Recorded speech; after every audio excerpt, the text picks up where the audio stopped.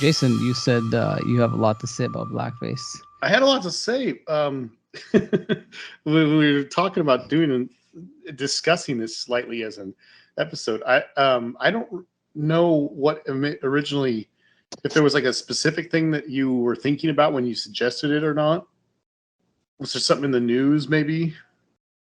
It's definitely been in the news It recently. has. I mean, Yeah. and as Matt mentioned before we started recording, it's not just blackface. Of course, that's the most common thing that Oh yeah, no, gets I have. a lot of. Yeah, I was But going to but talk but about it's just all. generally actors playing out of type. There's obviously nowadays there's even a straight man would be weird for him to play a gay man or a transgender person, things Yeah, like that. And Broadway there was, like Hedwig and the Angry Inch, like for the longest time yeah, was played by many people who were not transgender. But then recently, what's his face from Dexter, Michael C. Hall, right? That's his Yeah. name. Yes. I did not know that he had done that. That's interesting. Yeah, he did like Hedwig on Broadway because he's got a good singing voice and stuff. I went to see it actually. It's the only Broadway show I've ever seen, and he got some, there's saying, it's 2019, Hedwig should be an actual transgender actor, as opposed to just an actor playing a transgender. So yes, blackface goes beyond just. Of course, yeah. Yeah. Obviously, it's nearly impossible for us to go into this subject without branching into some uncomfortable politics type stuff. But I just to be clear, I mean, I've talked a lot about this in Facebook rants and stuff like that. But I feel very strongly that when it comes to any character, doesn't matter what it is, to me, the only thing that should matter really is whether or not the actor can pull off the role and make it work. That's literally it. I do think there's some nuance to it, and there's some definite thought that should be put into things. And I think that representation is important. But when it comes down to it, that's how I feel. And I don't want to go on a huge long rant. I wanted this to be more of a conversation, but just to point this out, I wanted to kind of talk about a whole bunch of different aspects of this because, like you said, it's more than just about actors and actresses playing a certain race and stuff. It goes into all sorts of different things. But it's weird to me because you've got this like. Historically, obviously, the actual term blackface goes back to those old blackface movies, and those were horrible. I mean, I've never actually, sat down and watched one, but I've seen clips of them, and I know that the whole purpose behind blackface was the whole exaggerated features. It was meant to mock, and stuff like that. That was everything behind it. So it's like, obviously that's terrible. But it's frustrating to me that we live in an age where people are conflating a person, putting makeup on or something like that to to appear slightly more tanned or a slightly different skin tone or something like that, to play a different ethnic group, but not even another race or something like that, as blackface. Because if a person's playing a character straight, if they're playing an authentic representation of what they're trying to do, then that's not meant to be disrespectful, so it shouldn't be called blackface. I'll just give an example. Like, I didn't see either of these, but like Orson Welles or Laurence Olivier both played Othello. I kind of doubt, I've never seen them, but kind of doubt that they were actually, in the stereotypical air quotes blackface attire when they did those movies. Yeah. I think Orson Welles kind of was. Was a he? little bit. See, I didn't see him. I'm just saying, like, here's a better example. Like the fact that people actually get mad about Robert Downey Jr. doing his character in Tropic Thunder. like not only if a person actually did that in real life, they're not doing it to belittle and mock that race. They're doing it to tell a story. Now, I mean, obviously, it does beg the question why. You know, when you've got plenty of other actors that you could choose from, why do that? Yes, that's a worthy conversation to have, but don't conflate it with, don't call it blackface. I mean, that's not the same thing. Now, and then the worst part is that in that movie, they're specifically doing this as a joke to point out how stupid it would be for an actor to do this. Like, so there shouldn't be, that shouldn't be seen as disrespectful in any way. The movie's filled with scenes that are just like, you know, at Robert Downey Jr.'s expense. These jokes where it's like, you are an idiot. Why would you do this? You know? Yeah. Jason, Yeah, definitely that specific reason, like that specific movie is all about making fun of it. So definitely. yeah, Jason, though, I think you said that you have never sat down and watched any of the old movies with. Yeah, I never saw The Jazz Singer or, you know. Or Birth of a Nation. Or no, you know what? I didn't see it. I have. I saw Birth of a Nation on a plane. I have on a laptop. I have. No, on the Arcos, on my. Remember the portable? Oh yes, thing? I remember that.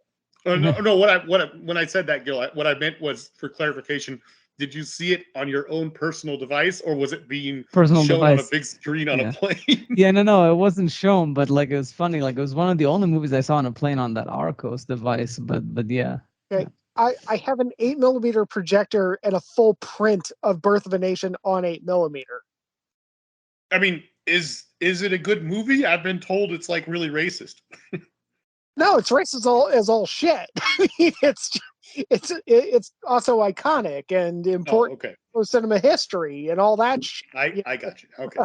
It is a very good movie. It's actually kind of funny because when you watch and this doesn't happen every time, but when you watch like a propaganda racist movie, you're not really convinced by what's going on, right?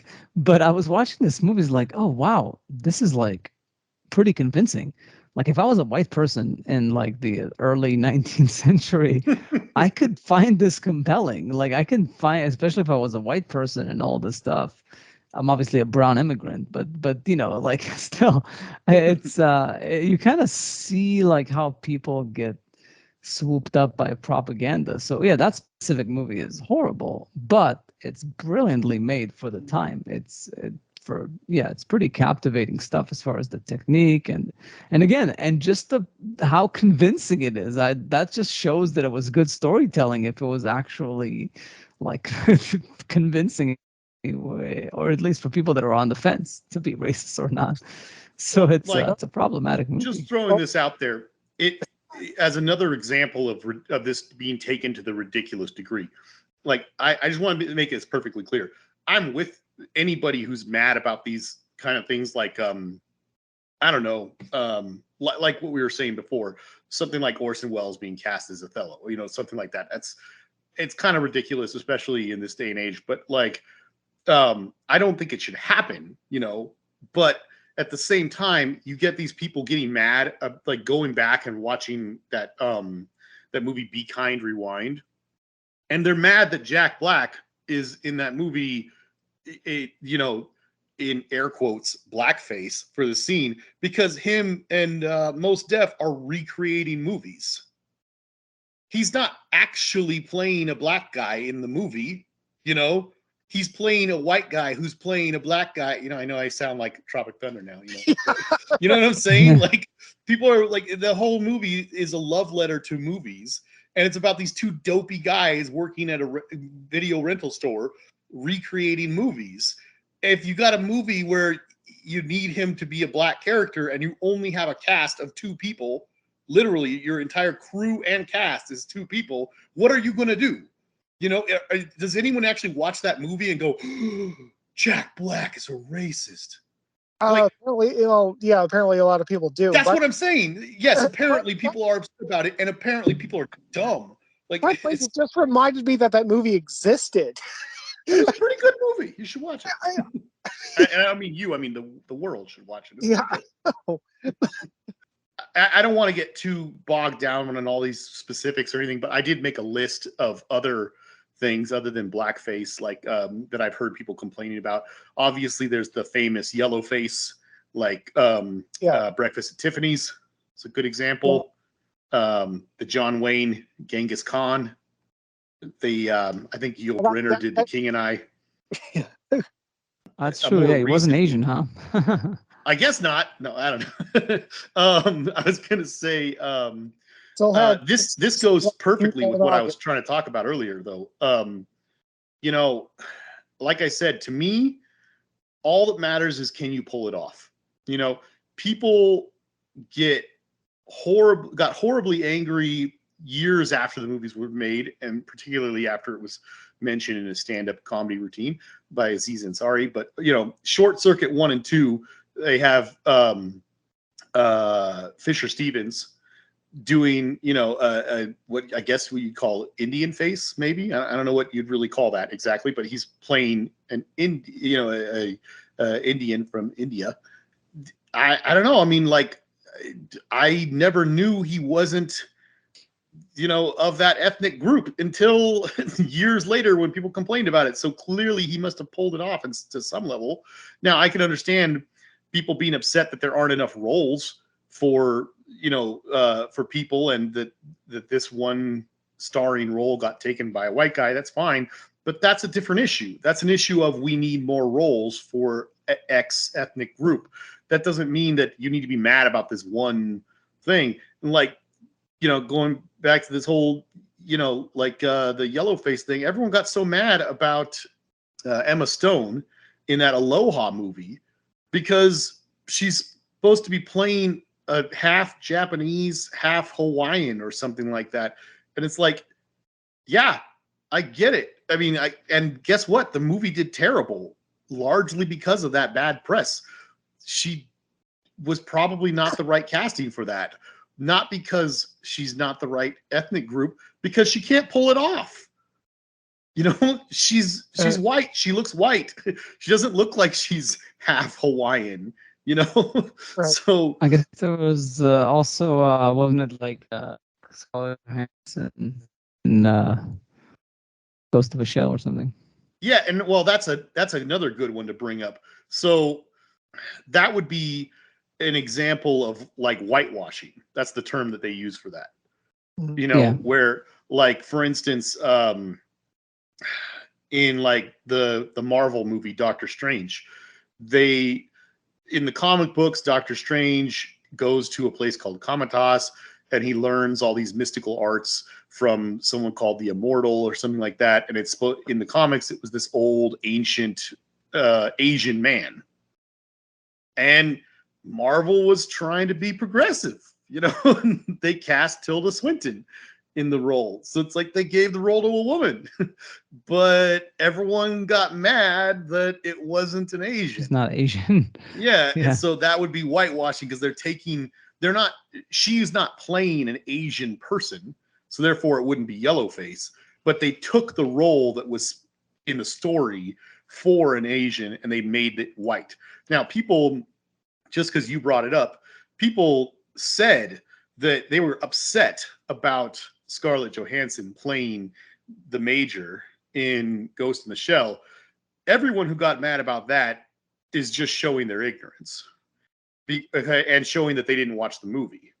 Both of those things, probably. Not one or the other, but both. Because if you're a fan of Ghost in the Shell, it's not very explicit in the animated movie, but the idea is that she's so good at what, you know, she does, having this cyborg body, and she's like really proficient with it and everything like that, because she was one of the very first people to, you know, she had a disease as a young child that made it so she had to, you know, get a cybernetic body, put her brain into a cybernetic body kind of thing, or a digital brain or something like that. I don't know, it's complicated. But the point being that in the early stages of this stuff, they didn't have very racial or ethnic specific bodies. They just kind of had like a very racially ambiguous bodies for these people who needed these cybernetic bodies. And yes, her name is Motoko Kusanagi, so she's obviously, supposed to be Japanese, but it's not like her body was supposed to be like extremely Japanese. The creator of the damn comic book that started the whole thing, like when he heard that Scarlett Johansson was cast, he said that's the perfect casting. So if you're not going to take his word for it, like, you know what I'm saying? And then they went a step further just to try and please everyone in the live action movie. If anyone actually bothered to watch it, they would show that she doesn't have that name in the movie. She's Major something, some Anglo name. And then it's a big reveal, spoiler alert, that halfway through she finds out that, because she doesn't have a lot of memories from before she was in that body, and she finds out that she was a Japanese woman named Motoko, and that's her past and such. So it makes perfect sense, Oh, so she has like a white American, yes, Western yeah. body. It's like all the people who complained about Scarlett Johansson in Ghost of the Shell, definitely didn't see the movie, and let me rephrase that. Maybe they didn't like. I think they more. I think it was more of a whitewashing in that case. Yeah. Well, at least what some people said. Even in the original thing, it's like you can watch the original cartoon or the animated movie and see how they draw the characters that are supposed to be, that are not cyborgs. They're the human looking characters for the most part, and you can see the ones that the way they're drawing their eyes, the way they're drawing their facial features, and so on and so forth. And then you can see the way they draw Bato and the Major, and it's like there aren't a lot of specific things that are very ethnic specific, or racially specific about them. It's like the guy who made the damn thing said she's the perfect person for this role. I mean, she's supposed to look like that. It's fine, It's funny. I just, as you were talking about this and thinking about anime, I was thinking about the Alita thing. Yeah. And I just realized, like I didn't think about it in the Japanese context. The big eyes, like it's the contrast to Japanese eyes would be way more than it would. Like I was looking at it as like, oh wow, her eyes are bigger than a human should be. Like, what's the reason for that? I guess it's like just certain technical reasons and just to differentiate her from a human too. But the fact that I wonder if there's like some sort of Japanese fantasy to like have like they have like a sex appeal to like bigger eyes, like women with bigger eyes. Japanese anime stereotypically draws do have bigger eyes, right? They draw men and women with bigger eyes, but very specifically women. The female characters, particularly the girls, they draw. Obviously, there's very different styles, all different kinds of styles in anime. If you look at like Ghost in the Shell, you'll see that they draw them much more realistic. There's plenty of other anime out there where they're drawing. They're going. You remember I showed you that Jinro movie? Racist. Yeah. They're trying really hard to make it as down to earth and real as possible. But if you watch a lot of anime, there's plenty of them out there that have big eyes. I was just thinking, one thing's for sure in terms of casting, it's amazing that Cliff Curtis hasn't hit the freaking jackpot now, because nobody knows what the fuck he is except he's not white. Who is he again? He was the psych officer on Sunshine. He was in he's been in everything. He's like the plug and play actor for every. He was in The Fountain, playing a Spaniard. He was in. This guy. Yeah, I mean that guy just hit the genetic jackpot for this day. Yeah, he plays a lot of Mexicans too. Yeah, like I mean the moment that we know that we've fallen off a cliff is when somebody points at Cliff Curtis in a role and says, no, he's not authentic enough. Like, because you have to literally like dig into his biology at this point to just say like, oh, no, No, he doesn't fit there. Uh, but I, the thing is, I do think that this whole conversation has to be put on a certain spectrum. We can all agree that you shouldn't be doing Birth of a Nation in that kind of blackface in this day and age. Absolutely. Yeah, we all agree. Okay. We're not going to get tarred and feathered yet. I mean, I had a friend, a peripheral friend, actually a pretty close friend for a while, who actually unfriended me, like blocked me, because I gave a positive review of A Quiet Place. Oh, I remember this story. Yeah. She clearly hadn't seen the movie because she kept saying that they had cast hearing actors in deaf roles, which is false. There was only one deaf character in the movie, and it was played by a deaf actress. All the other characters could hear, and they were played by hearing actors. But she kept doubling down, and tripling down, and quadrupling down, and quintupling down, and so on and so forth. And finally, she just decided that I was a horrible person for, just trying to point out, no, this movie actually cast the deaf role with a deaf actress, and that's the point where, like, the pendulum has swung so far from Birth of a Nation that it's breaking out of the clock.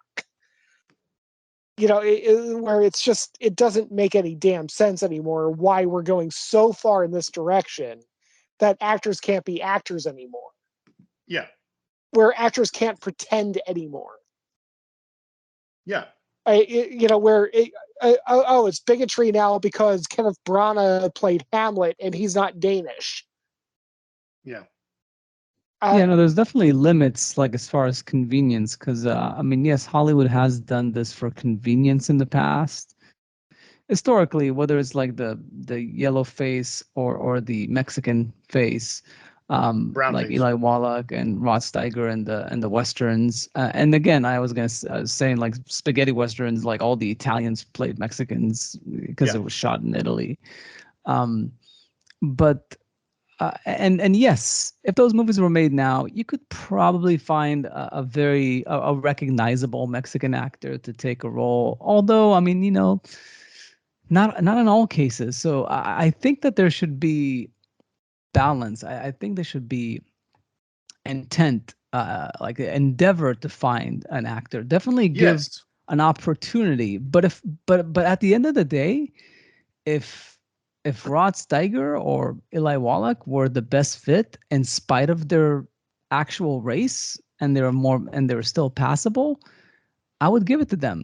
Similar thing with a recent thing that happened was with Zoe Saldana. Like she played Nina Simone in a biopic, and people got upset because she's not black. Like, she's not black enough. They actually added to her color. Like she added like complexion to her to make her darker, and they changed her nose because she has a smaller nose than Nina Simone or something. And they found that offensive. And the movie, I think, was never released, or at least like it hasn't been heard from because of that controversy.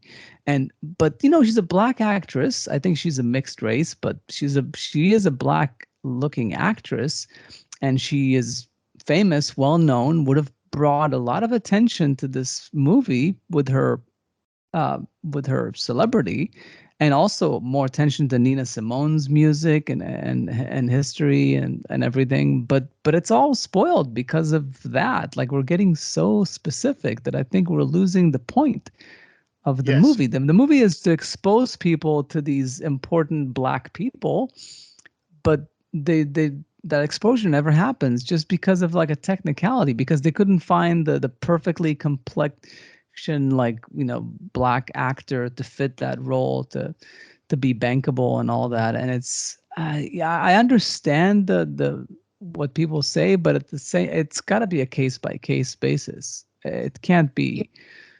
Yeah, I mean, it is kind of interesting. I don't know if either of you have watched any of Orange is the New Black. Yeah, I watched a little bit. I kind of checked out after a while, but I mean, there is kind of a monumental aspect of the show where there's a character in the woman's prison who's a trans woman, and there's another character in the show who's played by her real life twin brother, who's a cisgendered man, and they're both competent actors. And it's one of those things where like it's really great and interesting that they managed to find not only not only to have a character on the show who's trans and find an actor. I by the way, if anybody whose PC is listening to this, I'm using the actor word to describe broadly. By the way, a lot of actresses have been saying just call us actors for like 20 years. So I'm just using the word actor broadly. I'm not being transphobic or misgendering. Okay. Yeah, Anyway, make sure to to clarify. right to find an actor who can play that role of the trans woman in the prison who is actually trans is already a feat of finding somebody who is a part of less than 1% of the population, who also is part of that less than 1% of the population who wanted to be an actor, who is also part of that 1% of the population who is actually a competent actor, and is also a competent actor in that small percent of that 1% of the population who fit the role. And then by some miracle, she has a brother who isn't trans, who is also a competent actor. That is an infinitesimally small chance that you're ever going to get into a casting room. Like that is like once in a. I mean, it's once in a century. I mean, like you're never going to get that.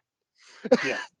I love Tom Hanks, but Tom Hanks saying that he wouldn't do his role in Philadelphia now because he's not gay. Stupid. Or Eddie Redmayne, rolling back, his role in The Danish Girl because he's not trans or anything. The thing is, the more I think that there's going to be a tipping point where all of this push for authenticity. I'm doing air quotes that nobody can see. Authenticity that people are striving for in actors shouldn't play against their types. It's going to eventually come down to a reality that they're just not going to be bankrolling projects that deal with trans and gay people as much because there is so much danger in just making any wrong casting choice. There's just going to be this small Twitter mob that becomes irate.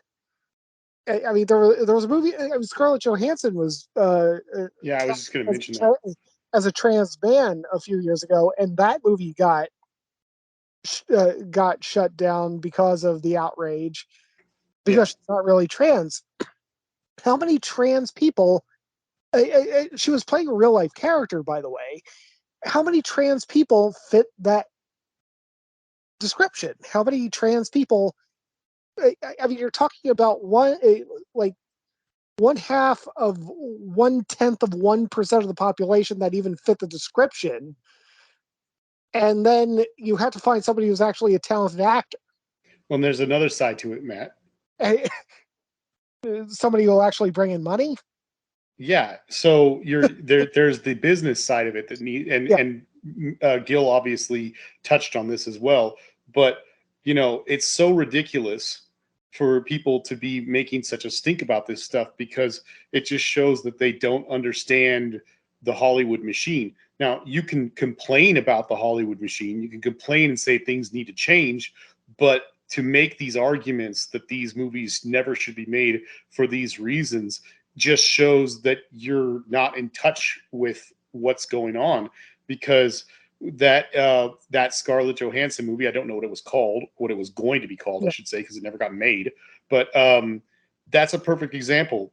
There's times where things like that Exodus Gods and Kings Ridley Scott movie came out, and he got all upset when people got mad about him for not casting Egyptians in the Egyptian role, well, particularly of Ramses or something like that. I think it was Joel Edgerton or something like that was who he cast. But he's like, he got mad and he just like publicly said, I can't make a whatever $1 million, however hundreds of millions of dollar blockbuster and put an unnamed Egyptian actor in this role. He's like, there isn't anyone we can cast that will, get butts in the seats.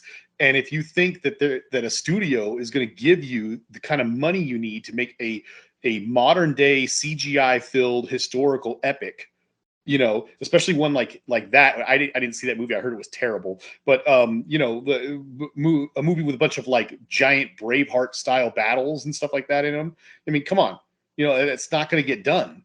And perfect proof of that is that Scarlett Johansson movie. It's like that movie was getting made because they were able to get Scarlett Johansson interested in doing the part. Now, put yourself in the place of someone who's complaining about this, someone who's part of the trans movement and they're trying to like get more representation. What would have been better for that? What would have been better? Get this movie made and then get all this, awareness out there, get it all in the environment and everything, get everyone talking about it and make a great movie. And now you've got that made and stuff, that's the better choice. Get the movie made, but instead they're so hung up on, is the actress or the actor, actually a trans person? That's ridiculous. You think the 13th Warrior ever would have gotten made? Not that that's a super successful movie or anything, but I'm just saying, back in the 90s, do you think the 13th Warrior would have been made if they weren't able to get Antonio Banderas to be the lead? Yes, he's not Middle Eastern.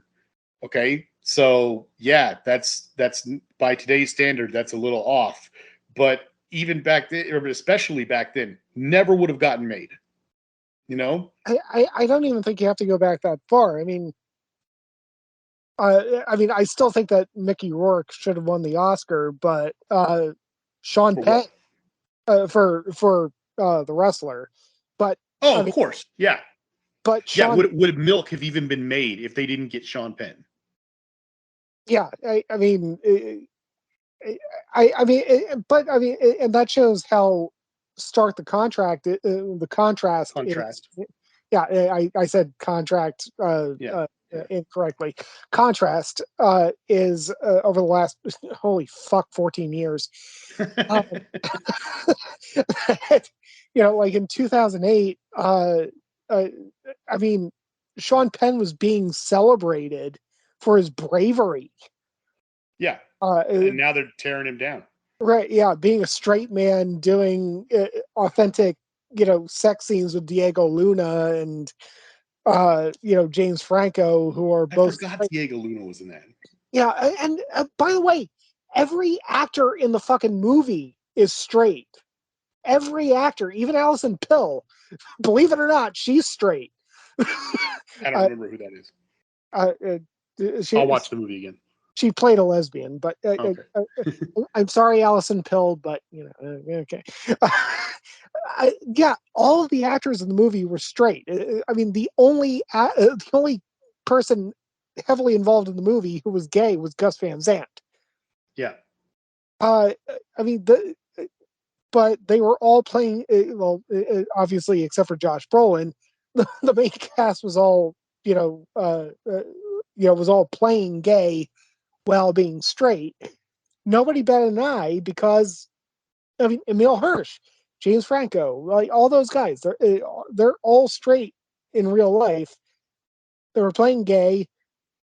nobody cared because it was a good fucking movie. Yeah. And then the other aspect that I think is just worth mentioning, I was talking to a buddy of mine about this, and he brought up a really interesting point that I had not thought of at all. And that is the fact that with all casting in any movie, it obviously it varies from role to role because people are different. Everybody's different. But when you cast somebody, there's a certain amount of baggage that comes with the person you cast. If you have casted an unknown, there's practically no baggage. But Yeah. baggage works in different ways. Like you mentioned Tom Hanks in Philadelphia, he's recently come out and said, I wish I hadn't done this, or I regret doing it, however he phrased it, because he's not gay. That movie never would have had the impact that it had in terms of, helping the whole acceptance of gay people if it had been an unknown gay actor. The fact that it was Tom Hanks, who was like one of the biggest and most lovable, yeah, one of the most like lovable actors, in the world at the time, and still to this day, that's a big deal. That's part of what was make that movie successful. The bottom line is, it's just kind of embedded into the word actor. You are pretending to be something else. My last moment that I had on stage, because believe it or not, I used to act in theater, I was playing a woman. I'm not. Last I checked, I am a cisgendered straight man. But yeah, that was my last role on stage. I was playing a woman. Nobody thunk anything of it. In fact, it was a rather good time. And I mean, there were no women in the cast, even in college, who were saying, "Oh, Matt just took a role away from a deserving woman who should have been in that role, who's just a little bit more masculine built and everything." Like that didn't happen. They just decided to cast me in the role because I was supposed to be a Spartan kind of halfway butch woman. What was this play? It was Lysistrata. Oh, okay. Aristophanes. I can see that if they couldn't find like a butchy, like a tall woman. Yeah. Or girl at the time. That's like, it goes back to like, Matt, what you did on stage is like, it's like them having to go to Eli Wallach for The Good, the Bad, and the Ugly and Magnificent Seven. Yeah. And I got to wear fishnet stockings. And the what? Oh, you got to wear. Yeah. It was a very of Lysistrata. But funny about like Eli Wallach is that he had to like do the cross sign because he was supposed to be Christian. Oh yeah. The movie, and the other thing about, because he's Jewish, he didn't want to do an actual cross, so he would do like up, down, and then he would like wiggle left and right, like not like a complete cross. And he used it as like, well, my character is kind of like is like very scruffy as it is and weird, so it's okay for him to do a half-ass crossed, and also that way he doesn't betray his Jewishness. Speaking of Jews, Jim Caviezel, I actually looked it up as you talked because he's blue-eyed, but apparently for the movie they digitally changed his eyes to be brown. I did not know this. Just because Jesus wasn't blue-eyed. What? Wow. Yeah, I was surprised that you just found this out now. Do we know that Jesus wasn't blue-eyed? I when I watched that movie, I didn't care about his eye color. I just like was amazed that they put a snuff film on in theaters. That was my main focus watching that movie, not the casting choice. I still think it's a great movie. Shoot me. Yeah, no, we should definitely we should do our double episode, 12 Angry Men and 12 Angry Men, the 12 Years a Slave. And, that's an interesting double feature. I didn't think about that. Yeah. Well, I've said that. No, you did. You did. I just didn't process it in my head. People. Yeah. I was gonna say, I totally agree with what Gil was kind of hinting at earlier and talking about, touching on, I should say. Especially in this day and age where we've got more representation in our actors pools to draw from and everything. I think it's important that people are trying to make an effort to cast people, especially to cast people who look like the role, to cast people of the right ethnic group, the right racial group, and whatever. But at the end of the day, like I've been saying since the beginning, it's about being able to pull it off. I don't have any problem with Eli Wallach playing a Mexican. I don't have any problem with it's Rod Steiger, right? Was in Ducky Sucker, I think. Yeah. I mean, I don't have a problem with Ben Kingsley being in Schindler's List. It's fine. And it's a little telling that most of the people who are so upset about all of this, like, however they're going to call it, whitewashing or whatever, or blackface and all these various things that they're complaining about. You don't ever see any complaints from them about the stuff going the other direction. There's a huge list of characters in movies that were supposed to be either white or some other ethnic group that are now, or that they decided to cast black people for. I mean, they got like Michael Clark Duncan did a wonderful job in the Daredevil movie, even though the movie wasn't so great. Obviously Morgan Freeman in Shawshank Redemption is one of the greatest movies ever made. They was it a white character? Yeah, he's in the supposed book? to be Irish, but Irish. Oh, because it's called Red. Yeah, in the book he's Irish.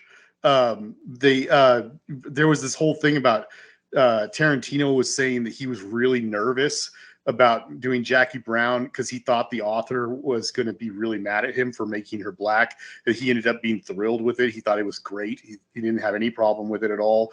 I mean, the Mos Def in Hitchhiker's Guide to the Galaxy was awesome, but that was a role that is usually played by a white guy. Nick Fury in the all those Marvel movies, and half the supporting cast in Justice League, I'm kind of exaggerating, there's probably 3 characters or something like that they decided to make black. Same thing with the Supergirl TV show, the Flash TV show, all these things. It's like, as long as you do a good job, I don't care. I don't care about what the race of the character is, but nobody complains about it when you are going one direction. They all complain about it when you decide to, make Tilda Swinton not Asian in Doctor Strange, Just saying for the record, I'm the only Aryan in the conversation. I'm half white. Crap. I'm definitely. I think I'm all brown. Although even the brownness, I'm completely like 100% North African. But one half of my family is whiter than the other. Yeah, I'm Austrian, English, Welsh, and Scottish. So I'm amazed. As white as they come. Yeah, I am very, very white. Yeah, I'm the only person who has rights in the United States. Well, but I guess that's a good point about, for one thing, I think one thing that was said is like, that's very true, is that yes, Hollywood over the course of its history has represented a lot of different types of people and views, because there was some freedom to at least cast actors that can at least be attractive to an audience and all that. So yes, losing that would be stupid. It would be like against what people want to as far as representation. And pointing out the fact that I grew up in Israel, a brownish, kid to two native born Moroccans. I watch Hollywood movies and Hollywood TV, like, or like American TV, and I never had an issue with representation, or like, oh, I've not seen me on the screen. I never felt like that was the whole point of movies. The reason why we watch movies is to relate to other people, Yeah. whether they're black, yellow, white, if they're a Man, monkey, if they're a woman, robot, child. whatever that is, as long as it's got human characteristics, it's relatable, and you can relate it to your own life and experiences. It never bothered me. It was like, oh, I didn't like, oh my God, Gal Gadot is in the movies. Finally, an Israeli. I don't give a shit. Good for her, but it doesn't like, I don't think Israelis need representation in the movies to feel good about themselves. That they can relate to anybody who shows up. We just, we had our episode about Lady Bird and Edge of 17. That's weird. Like three guys talking about two movies where it's like female leads.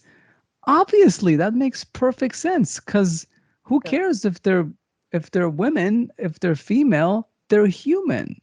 Yeah. So that's what I never understood. Even though I understand the representation thing, I also don't, just because of my perspective and how I grew up. I get it. It's a good idea, but who are you that you have to see an Indian actor play a lead role in order to be inspired to be an actor yourself? Why can't you be the first one? Like, why can't you say like, oh, Brad Pitt is so awesome, I want to be like him. Oh wait, but I'm a brown Indian living in like wherever.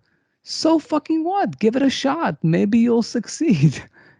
Obviously, the chances are against you. Nobody's saying that they're not, but that's how people succeed in life, is that you don't have to like see someone that looks like you in order to want to succeed. You just look at anything that inspires you and you want to succeed. So, Gil, you didn't stand up and cheer when Oded Fair was cast in The Mummy? Yeah, that's true. Yeah, I'm I just remember joking. that. Like, I love that yeah, guy. He's I a great completely actor. forgot about that. Yeah, he's like, he's got like a very, He it's was funny. also in Deuce Bigelow. Yeah, no, I honestly, like, when they cast Gal Gadot, I was like, that's so weird. She's got the accent and stuff, and then they kind of rationalized it with Wonder Woman. It was like, I'm okay with it. That's fine. But then other movies, she's got like a Schwarzenegger thing going. She's always gonna have an accent, and it's She just plays weird. as an act. She plays an Israeli in in the Fast and the Furious movies that she's in. But yeah, that's good. Yeah, Uh, it's just like Van Damme and Schwarzenegger. You have to come up Yeah. with an excuse. The only But other thing, yeah. oh, I was just going to say real quick, the only other thing I just wanted to mention, because this is parallel to this whole discussion of like of blackface and whitewashing and all these things like that, that people complain about. The other factor that you will see people discussing along with this same issue is a term that I hate, but a term that gets tossed around a lot is in critical ways of movies, when they talk about, okay, well, maybe the movie didn't have blackface, maybe the movie didn't have whitewashing or something like that, but people will complain a lot about movies that have a what they will call the cliche of like the white savior or the black savior. mhm. And like examples of that obviously would be like Lawrence of Arabia or something like that. Uh, Yep. one of the movies I really loved, I still do love, I think this might have been the very first time I actually read this term in a review, was for the Kevin Bacon movie, The Air Up There. And I mean, some people hate that movie. I really liked it, but I still do like it. But but Uh, it just drives me crazy because yeah. for the most part, movies like The Air Up There or uh, Lawrence of Arabia, I guess, is kind of an example of this. That movie, The Visitor, the one with Richard Jenkins and stuff like that. It's like these movies are basically the Last Samurai, the Tom Cruise movie. These are culture clash movies for the most part. You're taking one person of one culture and you're showing them exposed to another culture, and usually after struggles there's benefits on both sides from that. I mean, if you can't get behind a story like that, I don't know what you want. That's like the most anti-racist thing there is to have a movie about multiple cultures mixing and clashing at first, and then finding simpatico kind of thing, and it drives me crazy that for the longest time there's been this whole like really negative view on this whole thing. They're like, oh, it's a white savior movie, it's a white savior movie, and then they make something like Legend of Bagger Vance and they complain about that being a black savior movie, and I'm like, well, what the hell do you want? I mean, like, these are, in my humble opinion, movies that are portraying a positive exchange of culture. So I don't see what the big deal is. Oh, I think that, fundamentally, okay, Gil, you really kind of knocked this point out of the park. Jason, I think you hit a triple, uh, uh, maybe a ground rule double with it. Continue. Yeah. We're dealing with this in a post-empathy culture. We don't like empathy anymore. We don't like the idea of somebody trying. I mean, live your life on, dare yourself to live on social media for a day, and you will find a flood of people complaining about, you don't know my life. You don't know me. You can't understand me because you're not me. And not only that, they will fault you for trying to understand them. They will fault you for trying to reach out and walk a mile in their shoes. They think that that's bigotry. They think that that's demeaning them as individuals to actually say, okay, I don't get it, but I'm going to try to. I'm going to try to play devil's advocate. I'm going to try to restate what you're trying to tell me. I'm going to try to meet you halfway. I'm just going to try to see where you're coming from. That's viewed as a negative thing now by a lot of people. It's dangerous to empathize. Now, you can sympathize, but there's a reason why sympathy and empathy are two different words. Like, oh, you've gone through this, I've gone through this. Okay, so I can be that, shoulder to cry on. That's perfectly fine. Empathize is more, oh, okay, you've gone through this, I haven't gone through this, I'm going to try to understand. Yeah. We're pro sympathy, we're anti empathy. The thing is, acting is all empathy. Acting is entirely empathy. Yeah, I trying mean, to walk in someone's shoes. Yeah, right. basically. It is 100% empathy. So if we go into a post-empathy culture, we are going into a post-acting culture. Which, for the record, just for clarification, you're saying falls cleanly into the bad things category. Yes. Yeah. Tough to make movies categories. Yeah. I mean, it's just. I mean, I remember, acting exercises that I went through where, like, you are supposed to, you're supposed to play the woman who's just been attacked, or you're the black guy in this situation or something like that, and you're supposed to embody that and try to sell it because you're trying to live you're trying to be something that you're not. That's exactly what acting is. I mean, I've played a rabbi on stage. Yeah. I'm not Yeah, Jewish. no, but I think the main concern, and we should really wrap this up.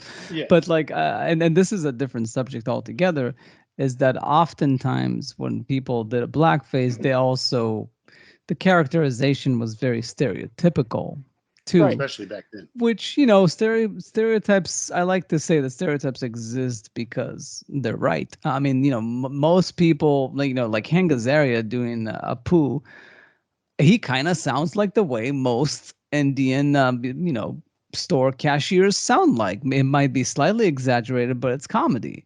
Is it a stereotype? Yes, but is it true for the most part? But obviously, like there's times, just like anything else, there's times where it goes too far, and it borderlines on just being distasteful and stuff. So yeah, it's all finding balance. It's all giving good people of that color or sexual makeup or whatever it is, giving them the opportunity, having an open casting call. But ultimately, if the best person for the role is not of that, and as long as it's not completely ridiculous, like a white person playing a black person or a black character, then yeah, I think it's okay to stretch it a bit.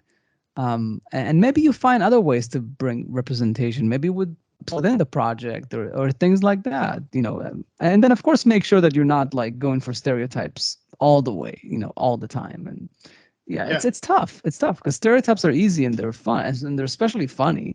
So what are you gonna do? It's just, Yeah. you're trying to be entertaining. There's a I love that you brought this up because I had completely forgotten about this aspect of it. There's a stand-up comedian named Akash Singh.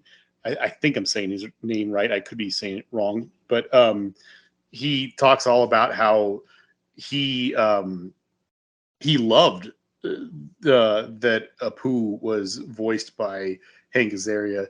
He would bring it up all the time in jokes and just be serious. And he talks about how there's nothing, like racist about that character, because if you look at everybody on The Simpsons, I mean, he's one of the only minorities that is depicted really positively. He's like a successful business owner. He's a dedicated husband and father. And I mean, it's so ridiculous that people wanted that Hank Azaria and other people wanted to get him gone for that. It's like, I mean, if there's one thing that perfectly illustrates what I was talking about before, and that I think that what this whole conversation should come down to, can the person who's playing the role pull it off? In animation, if nothing else, pretty much anything should go. Like, I don't care what you are in real life. If you can pull off the voice acting for the role, more power to you. That's just my humble opinion. But actually, that's kind of how I sorry, feel about all. But really, anyway, go on. No, actually, that's kind of an interesting point. That the voice of Cleveland has always been on Family Guy, has always been a white guy. Up until like the last season, they recast him because they decided that Cleveland needed to be a black guy. But during the entire course of the Cleveland show, the voice of Lester Crinklesack, the redneck living across the street, was voiced by a black guy. Yeah. So, yeah, I mean, for the record, Mike Yeah, Henry no. was the voice or the original voice actor for Cleveland.